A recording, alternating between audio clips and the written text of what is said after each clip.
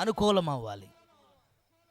ఆయనకు అనుకూలం కానివి నువ్వు అడిగావనుకో, దేవుడు ఇవ్వకపోగా భ్రష్టత్వం బట్టి నామకార్థమైన భక్తికి అలవాటు పడి దైవ సంబంధమైన అదేంటి ఆ క్షేమాభివృద్ధికి దూరం అయ్యి ఒక ఒక ఆకానులాగా అదివల్ల ఒక కయ్యన్లాగా సంఘంలో తిరుగుతూ ఉంటావు. ఎండిపోయిన కొమ్మ అన్నమాట గుర్తుపెట్టుకో. నీకు వేరు లేదు, కృప ఉండదు, నీకు ఆత్మ నడిపింపు ఆత్మ నింపుదల నీకు ఉండదు. ఎండిపోయిన కొమ్మలా ఉంటావు. శ్రేష్టమైన టమాటాల పక్కన డాగు టమాటా పెట్టండి, ఏమైద్దో అదివైతే ఏమైంది, మొత్తం దెబ్బకి తెల్లారేకాల మొత్తం పాడైపోతాయి. అట్లా ఒక డాగు విశ్వాసం ఒక సంఘంలో ఉంటే నాశనమే. ఒక డాగు విశ్వాసం ఒక పరిచారకుడు సేవకుల పక్కన ఉంటే నాశనమే.